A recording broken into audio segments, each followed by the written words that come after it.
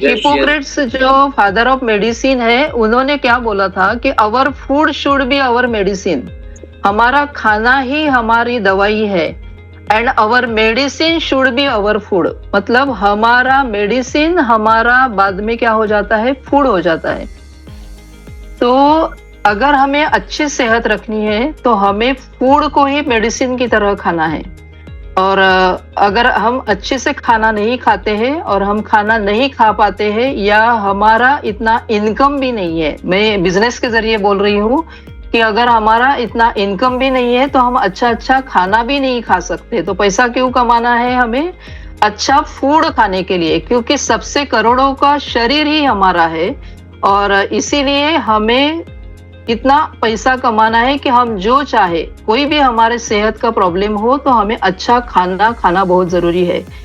Be the medicine and the medicine be the food, मतलब हमारा खाना ही हमारी दवाई होनी चाहिए। हमारी दवाई, मैं टचवुड मुझे कभी कोई गोली लेनी नहीं पड़ी है आज तक, ना ही मैं कभी लेने वाली हूँ।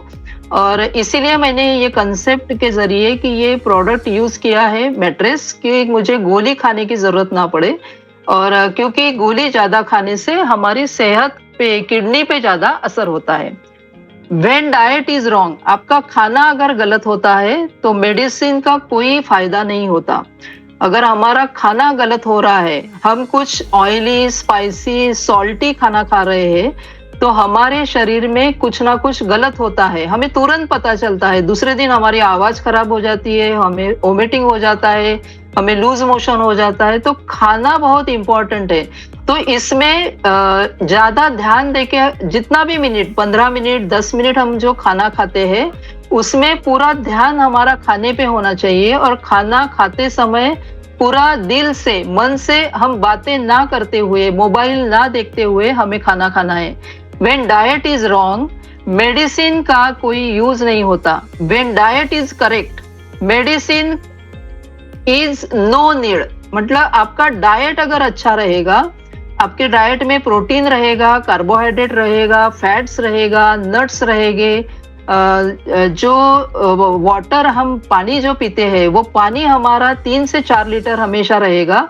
तो इससे क्या होगा, हमारी बॉडी हाइड्रेटेड रहेगी, तो हमें कोई दूसरा लेने की जरूरत ही नहीं पड़ती, दवाई की जरूरत ही नहीं पड़ती है, हमारी बॉडी खुद हील कर लेती है।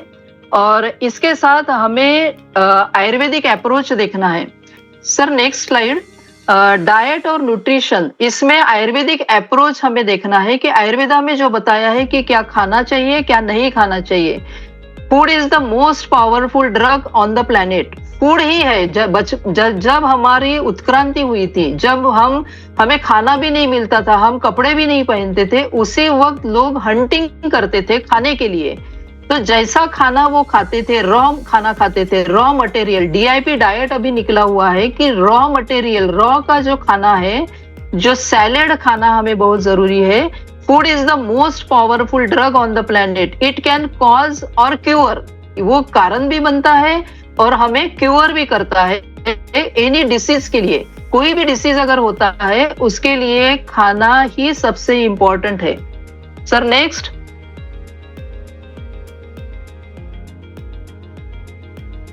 हो गया है, नेक्स्ट।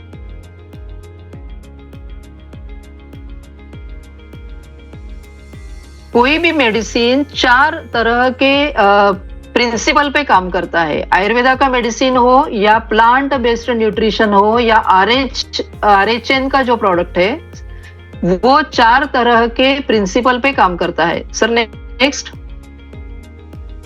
प्रिंसिपल वाली स्लाइड पे आइए।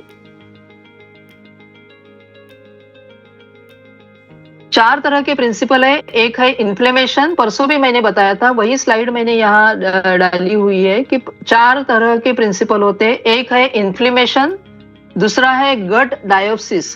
तो गट डायोप्सिस, गट हेल्थ पे हमने क्या देखा था, डिटॉक्स कैसे करना है। और तीसरा है इम्यून अटैक, और चौथा है cell apoptosis. Sir next slide पे आइए।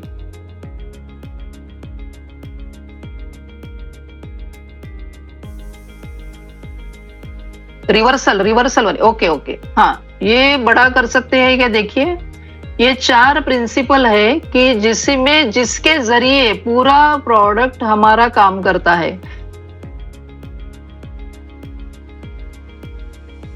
एक है इन्फ्लेमेशन, दूसरा है गट हेल्थ, तीसरा है इम्यून अटैक और चौथा है सेल एप्टोसिस। तो हमारा जो ये प्रोडक्ट है वो सेल पे काम करता है। तो सेल मतलब ऑटो इम्यून डिसीज पे ये प्रोडक्ट है। ऑटो इम्यून डिसीज बोला जाता है, जो डायबिटीज है वो ऑटो इम्यून डिसीज पे काम करता है।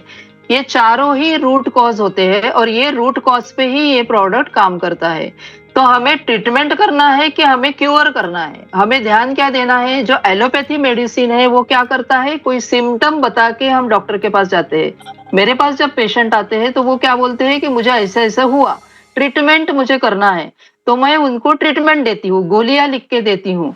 लेकिन जो आयुर्वेदा का ये प्रोडक्ट है, इंसुलिन, जो ये प्रोडक्ट है हमारा इंसुलिन बेस्ड प्रोडक्ट है, तो इस पे क्यूर करने के लिए जो रूट कॉज है, हमारी जो कोई तकलीफ है उसका जो रूट कॉज है उस पे ये काम करता है। तो यहाँ ये प्लांट आपको दिख रहा है, तो यहाँ ये ट्रीटमेंट के जरिए आपके रूट कॉज पे काम करता है।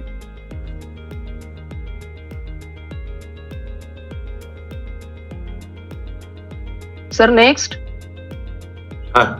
तो वाई इज सो मैजिकल, ये जो टैबलेट है ये मैजिकल के जैसे कैसे काम करता है। ये 100% केमिकल फ्री है, 100% प्लांट बेस्ड है, यूएसडीए का सर्टिफिकेट है। ये ऑर्गेनिक इन्होंने सब प्रोडक्ट यूज किए हुए, इसमें भी कोई केमिकल का यूज नहीं किया हुआ है, ऑर्गेनिक प्रोडक्ट यूज किए हुए हैं। कोई प्रिजर्वेटिव, मतलब ये ज्यादा शेल्फ लाइफ करने के लिए कोई प्रिजर्वेटिव इसमें यूज नहीं किया हुआ है। बाइंडिंग करने के लिए जो टैबलेट फॉर्म में है उसको बाइंडिंग करने के लिए कुछ प्रोडक्ट का यूज किया जाता है, एलोपैथी में भी और आयुर्वेदा में भी। लेकिन यहाँ कोई उन्होंने प्रिजर्वेटिव मतलब ज्यादा शेल्फ लाइफ बढ़ाने के लिए यूज नहीं किया हुआ है।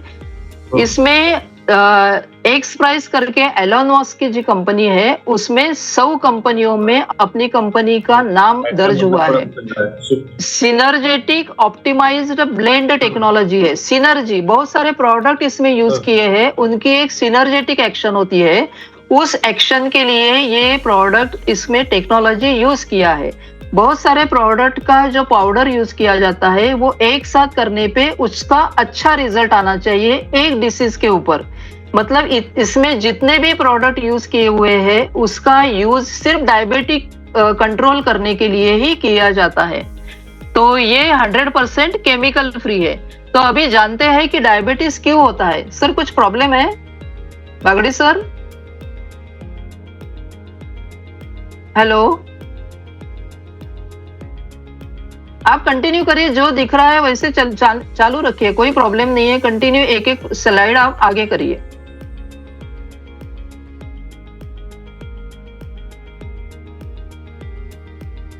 हाँ ओके, थैंक यू। डायबिटीज क्यों होता है, इसके कारण हम जानते हैं। सबसे पहला कारण है ओबेसिटी, अनहेल्दी लाइफस्टाइल। अभी हम जो नेटवर्किंग का काम करते हैं तो हमारा खाने का टाइमिंग फिक्स नहीं रहता है, हमारा टाइमिंग हमेशा चेंज हो जाता है। डायबिटिक में क्या है, हमें टाइमिंग का बहुत ध्यान रखना पड़ता है। जैसे सुबह मॉर्निंग का जो हम नाश्ता करते हैं वो बहुत कंपलसरी होता है, नाश्ता करना बहुत जरूरी है। डायबिटिक अगर कोई पेशेंट है या शुगर उसको डिक्टेट होता है तो उसको लाइफस्टाइल पे बहुत ज्यादा ध्यान रखना है। किसी को हाई ब्लड प्रेशर है, किसी को ब्लड प्रेशर इसका बढ़ा हुआ है, तो उसको नाश्ता करना बहुत जरूरी है। इंसुलिन की कमी के कारण डायबिटीज हो जाता है। हार्मोन का इम्बैलेंस अगर हो गया है तो उसमें भी इसमें डायबिटिक होने के चांसेस बहुत होते हैं। कोई कुछ सेडेंटरी लाइफस्टाइल मतलब एक्सरसाइज ही नहीं करते, वॉकिंग भी नहीं करते, एक्सरसाइज भी नहीं करते, उस समय पे ये डायबिटिक होने के चांसेस बहुत ज्यादा है।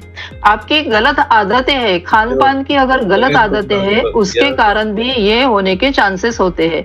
आपके फैमिली में किसी को है, आपके माँ को है, पिताजी को है, या आपके सेकंड जनरेशन में आगे पहले के जनरेशन में किसी को है, तो ये जेनेटिकली आपके ब्लड में आ जाता है, आनुवंशिक है। तो ये जो है परिवार में किसी व्यक्ति को अगर डायबिटीज है तो ये सबसे बड़ा कारण इसमें टाइप 1 डायबिटीज के लिए इसमें हमारे माँ को है या पिताजी को है या ग्रैंडफादर को है, ग्रैंड मदर को है, तो किसी ना किसी को आपके बच्चे में आता है। लेकिन ये हम रिवर्सल कर सकते हैं, हमारा जो टैबलेट है उससे हम रिवर्सल कर सकते हैं। अगर हमें भी है तो हमारे बच्चे में नहीं जाना चाहिए। इसके लिए हमें लाइफस्टाइल चेंजेस करके ये मेटाबॉलिक डिसऑर्डर जो है उसका हम उसमें चेंजेस ला सकते हैं। तो what is diabetes sir? Next, diabetes is a chronic metabolic disease characterised by high blood sugar level. Metabolic disorder है, एटो इम्यून डिसीज है, ये आपके लाइफस्टाइल के कारण ही ज्यादातर होता है। Which can lead to serious health complications. बहुत सारे कॉम्प्लिकेशंस आपको होते हैं। सबसे पहले तो आपको थकान महसूस होती है, सबसे पहले बार बार हमको यूरिनेशन होता है, सबसे पहले हमारे मसल्स एकदम क्रैम्प होने लगते हैं। इट ऑकर्स कब होता है? जब आपके शरीर का जो अवयव है, पैनक्रियाज बोलते हैं, आपने नाम सुना होगा, अग्न्याशय बोलते हैं उसको, पैनक्रियाज। पैनक्रियाज क्या करता है? एक इंसुलिन हार्मोन तैयार करता है। इंसुलिन क्या है? हार्मोन तैयार करता है। तो इंसुलिन में क्या हार्मोन तैयार करता है? तो ये हार्मोन में क्या होते हैं? बीटा सेल काम करते हैं, बीटा सेल जनरेट होते हैं। बीटा सेल कहाँ रहते हैं? Langerhans of islet. तो ये डिटेल में जाने की जरूरत नहीं, हमें इतना ही ध्यान रखना है कि हमारे शरीर में एक पैनक्रियाज है, वो पैनक्रियाज क्या करता है? इंसुलिन हार्मोन तैयार करता है। वो हार्मोन अगर अच्छे से तैयार नहीं हुआ और तैयार भी हुआ तो हमारे शरीर में जो 3 अवयव है, एक है लीवर, दूसरे है हमारे मसल्स और तीसरे है हमारा फैटी एसिड या फैट। हमारे बॉडी में जो कंज्यूम होता है वो अगर इंसुलिन ब्लड में ठीक से नहीं गया तो क्या होगा? ये हार्मोन ठीक तरह से ब्लड शुगर में नहीं जाता, ब्लड में नहीं जाता, ग्लूकोज तैयार नहीं करता, और ग्लूकोज तैयार नहीं करता तो हमारे शरीर में एनर्जी तैयार नहीं होती। मैं पहले से फिर से एक बार बताती हूँ। देखो, हमारे जिंदगी में मिठास की बहुत जरूरत है। मिठास, हमारा जो बिजनेस है उसमें भी रिलेशन मिठास की बहुत जरूरत होती है। लेकिन जरूरत से ज्यादा अगर मिठास हो गई तो जिंदगी का सारा खेल बिगाड़ सकती है और हमारी शरीर में ये मीठी बीमारी शुरू हो जाती है, जिसको हम शुगर बोलते हैं कॉमन लैंग्वेज में, और इसको बोलते हैं डायबिटिक मेलाइटस। डायबिटिक मेलाइटिस को हमने नाम तो सुना है, लेकिन इसको समझना भी बहुत जरूरी है। इसका कंसेप्ट क्या है? जे देखो, हम खाना खाते हैं, सब लोग खाना खाते हैं। खाना खाने के बाद उसका पचन होता है, पचन होने के बाद ग्लूकोज तैयार होता है। ग्लूकोज को हम हमारी ले लैंग्वेज में क्या बोलते हैं? शुगर बोलते। जैसे ही खून में ब्लड जाता है, इंसुलिन डिक्टेट हो जाता है, तो इंसुलिन का हार्मोन तैयार होने लगता है, रिलीज होने लगता है। कहाँ रिलीज होता है? ब्लड में। इंसुलिन क्या काम करता है? हार्मोन एक चाबी की तरह काम करता है। इंसुलिन क्या है? एक चाबी है, चाबी की तरह काम करता है। हमारे शरीर में कौन कौन से पार्ट में? मसल्स में उसका इफेक्ट होता है, फैट सेल पे इफेक्ट होता है, लीवर पे इफेक्ट होता है। इसमें क्या होता है? वो एक्टिवेट होना लगता है। जैसे ही वो ब्लड में जाता है, ये शरीर के पार्ट्स एक्टिवेट होते हैं और हमारे शरीर को एनर्जी मिलती है। जैसे ही हम बाहर से आते हैं, खाना खाते हैं, तो हमें एनर्जी फील होती है। तो ब्लड में क्या होता है? ग्लूकोज आ जाता है, इसलिए एनर्जी फील होती है। लेकिन अगर सेल्स में अगर ये अच्छे से ये ताला नहीं खुला, ये चाबी से ताला अगर नहीं खुला, तो ब्लड में जो ग्लूकोज घूम रहा है वो सेल में, बॉडी में इकट्ठा हो जाता है। इससे क्या होता है? हमारे बॉडी में ऊर्जा पैदा होती है। लेकिन किसी कारण से, कोई भी कारण हो, ये इंसुलिन अगर तैयार नहीं होता है तो हमारे शरीर में जो ब्लड में जो ग्लूकोज एब्सॉर्ब होना चाहिए, शरीर वो खींच लेना चाहिए, एब्सॉर्ब होना चाहिए, वो अगर कंडीशन यहाँ ठीक से नहीं हुई है तो उसी को डायबिटीज बोलते हैं। अगर किसी को नहीं समझा होगा तो मैं फिर से बाद में एक बार बता दूंगी। तो किसी भी कारण से अगर इंसुलिन अच्छे से तैयार नहीं हुआ तो ब्लड में जो ग्लूकोज होता है उसको एब्सॉर्प्शन ठीक तरह से नहीं कर पाता है, उस कंडीशन को डायबिटीज कहते हैं। जैसे ही ये डिक्टेट होता है, हमें बार बार पेशाब के लिए जाना पड़ता है, बार बार प्यास लगती है, शरीर कमजोर लगता है, चक्कर आने लगते हैं। इसके दो प्रकार हमें देखने को मिलते हैं, टाइप 1 डायबिटीज, टाइप 2 डायबिटीज।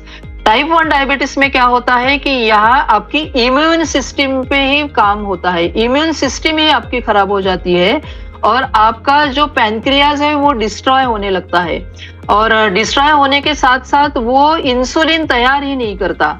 दूसरा टाइप 2 डायबिटीज। टाइप 2 डायबिटीज ये कैसे होता है, हमारे एडल्ट एज में होता है टाइप 2 डायबिटीज। जैसे 35 के, पहले तो 50 साल के बाद होता था, अभी 35, 30, क्योंकि जो आईटी सेक्टर है उसमें इतना स्ट्रेस रहता है, तनाव रहता है, तो वहाँ यंग चिल्ड्रेन को, यंग बॉयज को ही, लेडीज को ही अभी शुरू से ही सेकंड टाइप 2 डायबिटीज दिखाई देता है।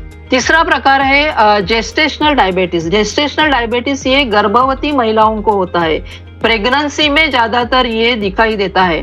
टाइप 1, ये देखिए यहाँ जो आपको पिक्चर दिख रहा है, हमारा जो स्टमक है, स्टमक के नीचे हमें पैनक्रियाज वहां है और पैनक्रियाज क्या करता है, इंसुलिन तैयार करता है।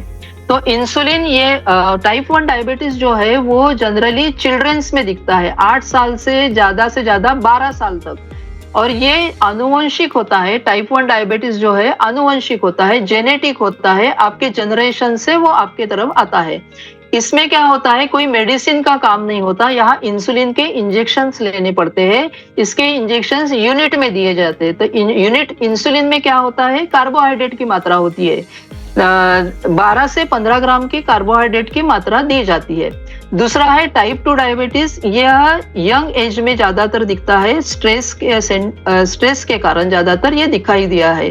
तीसरा है, ये जो तीसरा दिख रहा है जेस्टेशनल, गर्भवती महिलाओं को कब होता है, 5वें 6वें महीने में, प्रेगनेंसी में ये दिखाई देता है।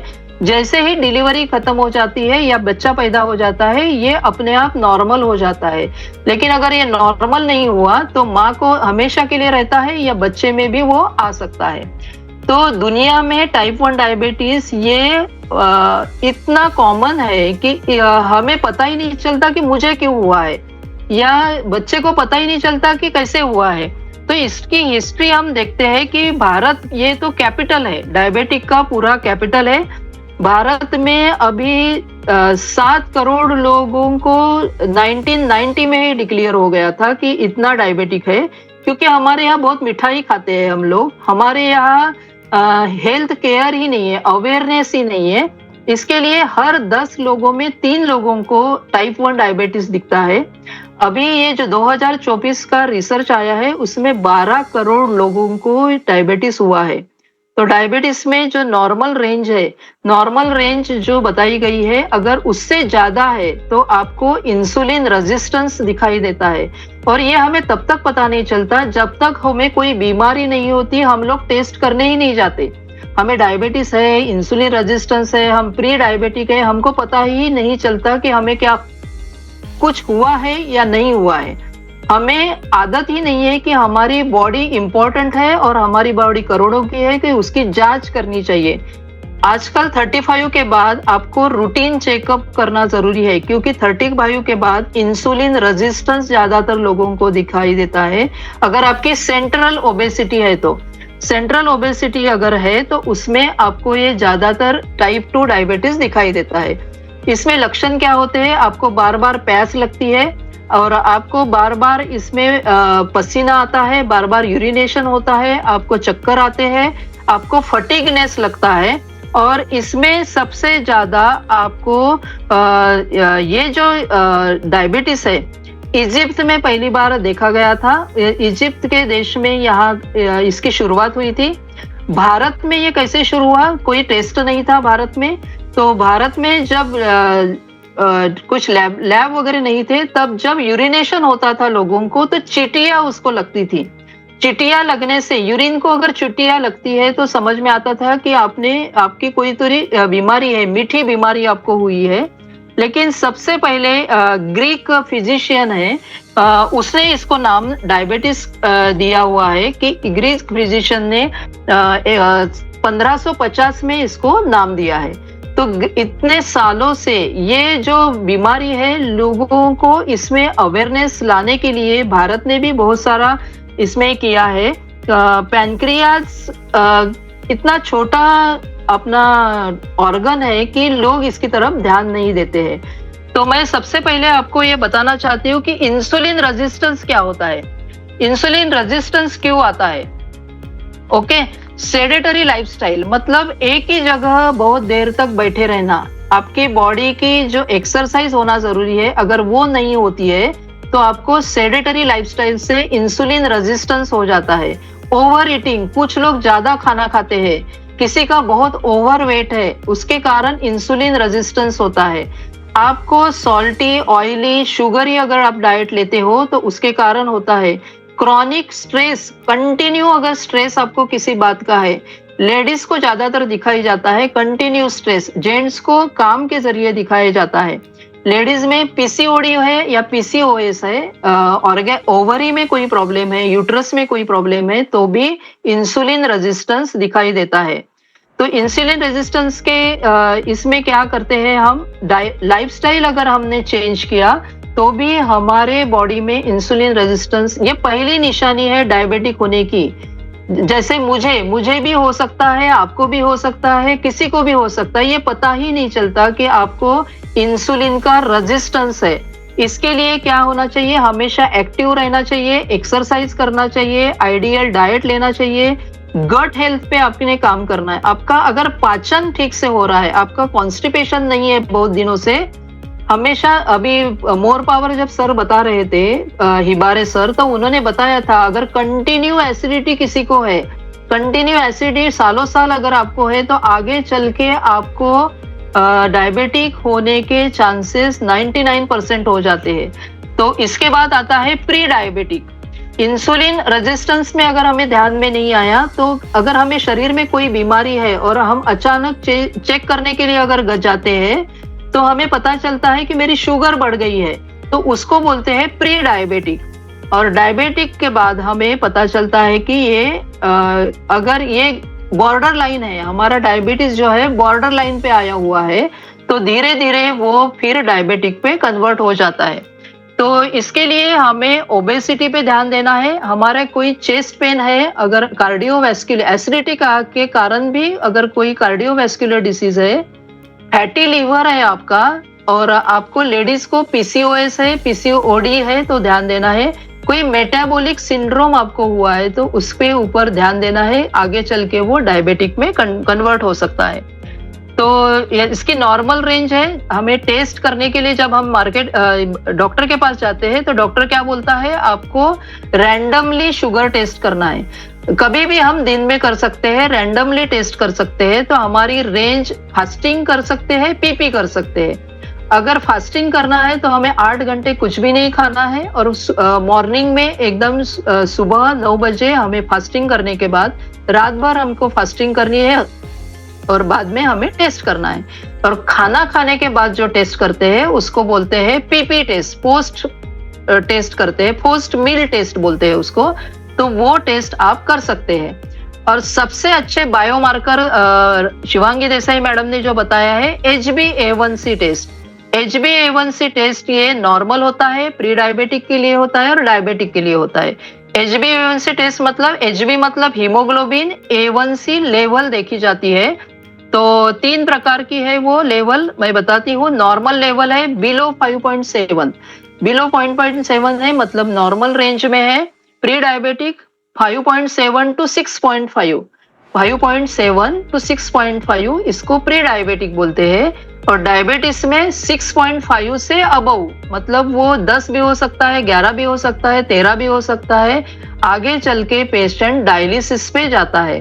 तो ये डायबिटीज इतना आसान नहीं है। अगर इसको समझना है तो हमें हमेशा ब्लड टेस्ट करते रहना चाहिए, क्योंकि होने से पहले प्रिवेंशन लेना बहुत जरूरी है।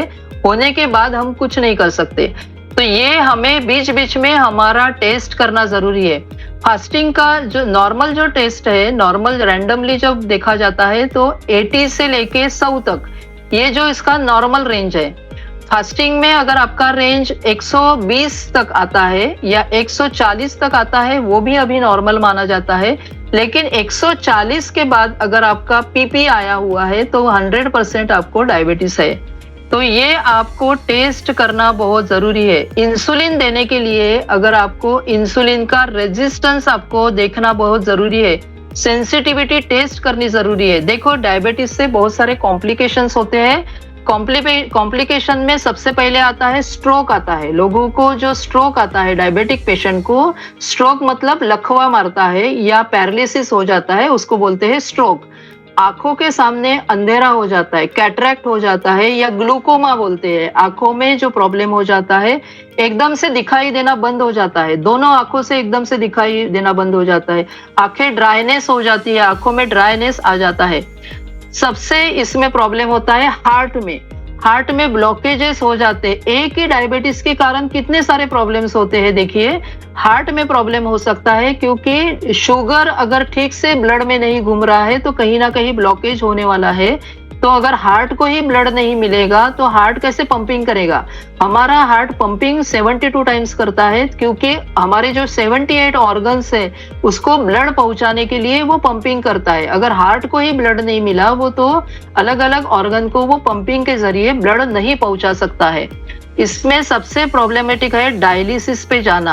अगर आप डायलिसिस पे जाते हो तो ये सबसे इसमें कोई हम मेडिटेशन नहीं कर सकते, फिर हमें हॉस्पिटल में एडमिट होना पड़ता है और उसी के जरिए हमको ये सब देना पड़ता है।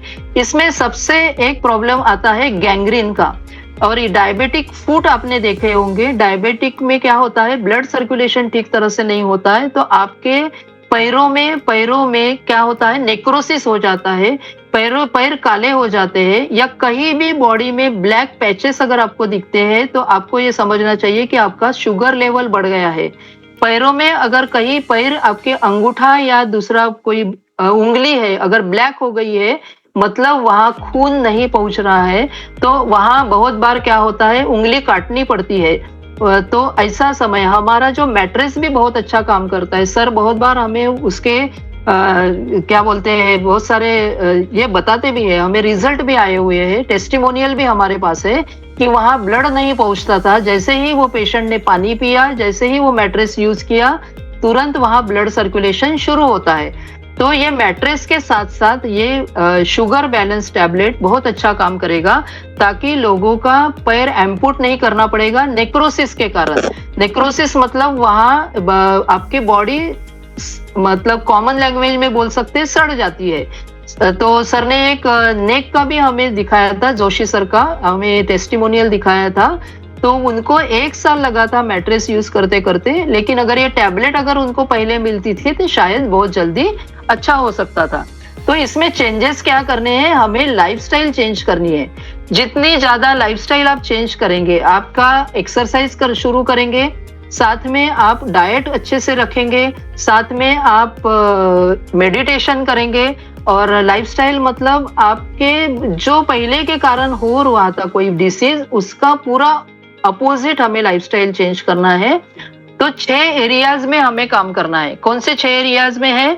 पहले आपको हेल्दी ईटिंग करना है, डाइट आपको अच्छे से लेना है। दूसरा फिजिकल एक्टिविटी आपको बढ़ानी है।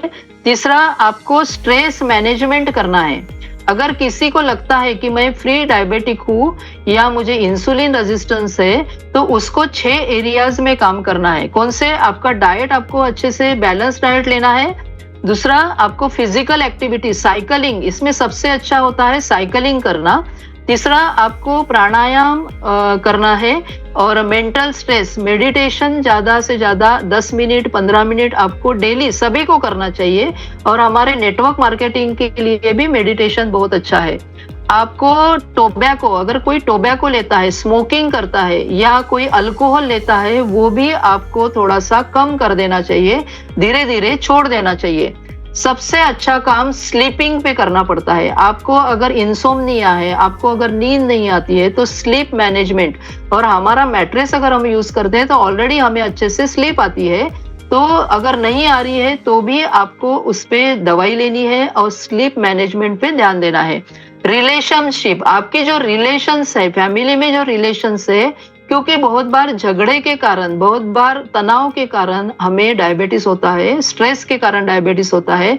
ऐसा देखा गया है लेडीज में कि जो कंटिन्यू एक ही बात वो बोल नहीं पाती अच्छे से, तो वो बार बार वही बात सोचते रहती है रिलेशनशिप में। तो रिलेशनशिप आपको अच्छे से मेंटेन करना है ताकि आपके लाइफस्टाइल में चेंजेस होने के कारण आप इसको प्रिवेंशन कर सकते हैं। प्रिवेंशन, तो इसमें अगर हम प्रिवेंशन नहीं कर पाए तो हमारे कंपनी ने, ई बायोटोरियम ने, ये जो डायबिटीज पे एडवांस शुगर बैलेंस तैयार किया हुआ है वो हम ले सकते हैं। ये क्या करता है? बीटा सेल का रीजनरेशन करता है। Sir next slide. Beta cell का रीजनरेशन करता है। इसमें टाइप 1 डायबिटीज में ज्यादा से ज्यादा टाइप 2 डायबिटीज में ये ज्यादा काम करता है। टाइप 2 डायबिटीज ये मिडल एज में या ओल्ड एज में ज्यादातर होता है। जैसे हम सब लोग अभी मिडल एज के हैं, हमें होने के चांसेस है, तो ये टैबलेट हम ले सकते हैं। ये क्या करता है? इंसुलिन का प्रोडक्शन हमारे बॉडी में अच्छे से करता है। साथ में ये इंसुलिन सेंसिटिविटी जो बॉडी में रहता है उसको अच्छा करता है।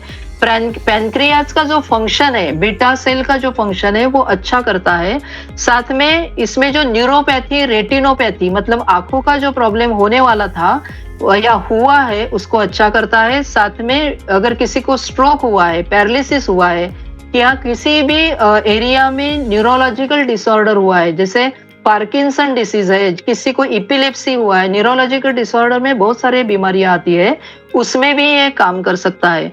ग्लूकोज का जो मेटाबॉलिज्म बॉडी में पूरे शरीर में होता है उसको ये अच्छा करता है। ब्लड ग्लूकोज लेवल हमेशा मेंटेन करता है। अगर मैं अभी इंसुलिन, सपोज एग्जांपल लेते हैं, मुझे अगर इंसुलिन रेजिस्टेंस है तो मैं भी ये ले सकती हूँ। प्री डायबिटिक कोई है तो वो भी ये ले सकता है। कैसे लेना है? दिन में 2 बार लेना है। खाना खाने के 30 मिनट पहले एक टैबलेट दिन में 2 बार हम ले सकते हैं। तो यहाँ इसमें आयुर्वेदा का उन्होंने यूज किया हुआ है। देखो आयुर्वेदा का बेनिफिट क्या है? ये क्या करता है? आपके शरीर में जो टॉक्सिन है वो पूरा बाहर निकलता है, आपके हार्मोन को बैलेंस करता है। आयुर्वेदा जो प्रोडक्ट है वो आपके हार्मोन को एकदम बैलेंस करता है। रिस्क, कोई भी डिसीज है तो उसकी जो रिस्क फैक्टर है उसको कम करता है। आपका वेट लॉस करता है। ये जो प्रोडक्ट में ड्रग यूज किए हुए हैं उसका इन्होंने बताया है कि वेट लॉस करता है। साथ में जो स्ट्रेस है, स्ट्रेस हुआ है उसको बस्टर करता है, स्ट्रेस को मेंटेन करने की कोशिश करती है। फॉर एग्जाम्पल यहाँ नीम का मैंने उदाहरण दिया है। नीम सबने देखा है, सबने सुना है, तो नीम अलग अलग डिसीज पे काम करता है। जैसे फीवर पे काम करता है, एक्ने पे काम करता है, इन्फेक्शन पे काम करता है, कोल्ड एंड कफ पे काम करता है, ब्लड शुगर बैलेंस पे काम करता है, डेंटल हेल्थ पे काम करता है, ब्लड प्यूरिफिकेशन पे काम करता है, डाइजेशन पे काम करता है। तो नीम का अलग अलग पार्ट हम यहाँ यूज कर सकते हैं। जैसे नीम के पत्ते यूज कर सकते हैं, नीम के रूट यूज कर सकते हैं, नीम का छाल यूज कर सकते हैं। तो इसमें से जो जरूरी है वो ही प्रोडक्ट का, रूट का, छाल का, पाउडर का हमें ये प्रोडक्ट में यूज किया हुआ है। तो नेक्स्ट देखते हैं कि इसमें इंग्रेडिएंट क्या क्या है। इसमें है फेनुग्रीक, जैसे जिसको हम बोलते हैं मेथी। मेथी सबने सुना है, सबने, डॉक्टर ने भी बोला होगा रात को मेथी भिगो के रखा करिए, सुबह चबा चबा के खाइए। उससे क्या होता है? आपका कॉन्स्टिपेशन कम हो जाता है, आपका वेट लॉस भी होता है और ये शुगर कंट्रोल भी करता है। फेनुग्रीक मेथी बहुत अच्छा इसका रिजल्ट हमें मिलता है। ये मेटाबॉलिक जो आपका प्रोडक्ट है, प्रॉब्लम है, उसको अच्छा करता है। सभी ने जामुन खाए होंगे, तो जामुन खाने के बाद हम बीज फेंक देते हैं, तो इसमें जामुन बीज का ज्यादा उपयोग किया जाता है। ये डायबिटिक प्रोडक्ट है और डायबिटिक पे इस पे बहुत अच्छा काम करता है। इसका पाउडर इसमें यूज किया है। सभी ने दालचीनी का नाम सुना है। दालचीनी जो सिनामोन है, सिनामोन का इसमें पाउडर यूज किया हुआ है। गुड़मार, गुड़मार के जो पत्ते हैं, पत्ते को सुखा के इसमें यूज किया हुआ है। अश्वगंधा, डायबिटीज में क्या होता है? आपकी एनर्जी ही कम हो जाती है, आपको चक्कर आते हैं, आपको थकान महसूस होती है, तो अश्वगंधा इसमें यूज किया हुआ है। अश्वगंधा क्या करता है? आपके बॉडी को एनर्जी देता है। ये इसके जो ये है काष्ठ यूज किया हुआ है। दूसरा है गिलोय, गिलोय करके जो प्रोडक्ट है, ये आपको जो इम्यूनिटी कम हुई है वो इम्यूनिटी बढ़ाने के लिए इसमें उपयोग होता है।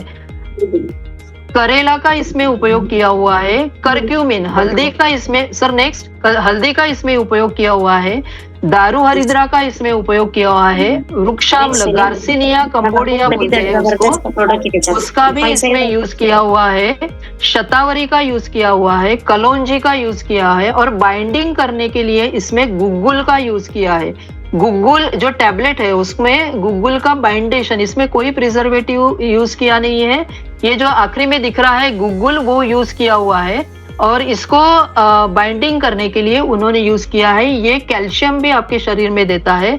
मोरिंगा इसमें यूज किया हुआ है, जिनसेंग रूट इसमें यूज किया हुआ है, कालमेगा करके ड्रग इसमें यूज किया हुआ है। तो यहाँ जो 17 प्रोडक्ट इसमें यूज किया हुआ है, एक टैबलेट दिन में 2 बार हमको लेना है, खाना खाने के 30 महीने पहले। अगर बच्चे 12 साल के ऊपर है तो हम उसको, लड़का है या लड़की है दोनों को हम दे सकते हैं। ये ब्लड ग्लूकोज लेवल मेंटेन करेगा, नॉर्मल करेगा, इंसुलिन का प्रोडक्शन करेगा, शुगर का जो यूटिलाइजेशन बॉडी में होना जरूरी है वो बहुत अच्छे तरीके से करेगा। पैनक्रियास का जो फंक्शन है इंसुलिन बनाना वो अच्छे से ये तैयार करेगा। ब्लड शुगर जो बॉडी में घूमता है वो लीवर को अच्छे से देगा, लीवर के बाद मसल्स को अच्छे से देगा, फैट अच्छे से जनरेट करेगा। सबसे इसमें समझने वाली बात यह है कि अगर हमें किसी पेशेंट को टाइप 1 डायबिटीज में इंसुलिन देना है तो इंसुलिन के भी बहुत सारे साइड इफेक्ट होते हैं। तो साइड इफेक्ट बचाने के लिए, इंसुलिन के साइड इफेक्ट बहुत सारे लोगों को दिखाई देते हैं। अगर हमने उसका टाइमिंग अच्छे से नहीं किया, यूनिट अगर बढ़ाया है, यूनिट कम ज्यादा हो गया है, शरीर ने अगर अच्छे से एब्सॉर्ब नहीं किया है, खाना हमने ठीक से नहीं खाया है, ऐसे समय पे ये गोली बहुत अच्छा काम करेगी। तो अगर आपको इंसुलिन भी चल रहा है तो आपको ये गोली ले सकते हैं, और ये गोली के साथ साथ आप इंसुलिन का यूनिट धीरे धीरे कम कर सकते हैं, और टाइप 1 डायबिटीज में भी ये बहुत अच्छा काम करता है। तो ये बायोमार्कर HbA1c हमने जो तय किया हुआ है उसको भी हम रिवर्सल इसमें कर सकते हैं कंपनी ने। और ये जो मैडम है इन्होंने बहुत सारे क्लिनिकल ट्रायल्स किए हैं, तो उसके पेपर भी उन्होंने प्रेजेंट किए हुए हैं। अगर किसी को देखना है तो इनके जो ये जो है उनका क्या बोलते हैं साइट है, उसमें जाके हम देख सकते हैं। अगर किसी ने पूछा कि क्लिनिकल ट्रायल हुआ है कि नहीं तो आप वहां से उनको दिखा सकते हैं। कम से कम 90 दिन ये गोली लेना जरूरी है। 90 डेज के बाद ही इसके रिजल्ट हमें अच्छे से दिखाई देने लगते हैं। तो कम से कम 3 महीना, और 3 महीने के बाद थोड़ा ब्रेक करना जरूरी है। थोड़ा ब्रेक करके फिर से हम कंटिन्यू कर सकते हैं। अगर ज्यादा आपकी शुगर बढ़ी हुई है तो ब्रेक नहीं किया तो भी चलेगा। जैसे मुझे कुछ नहीं है तो भी मैं ये गोली ले सकती हूँ। आगे मुझे प्रिवेंशन अगर नहीं होना चाहिए इसके लिए भी मैं ये गोली ले सकती हूँ।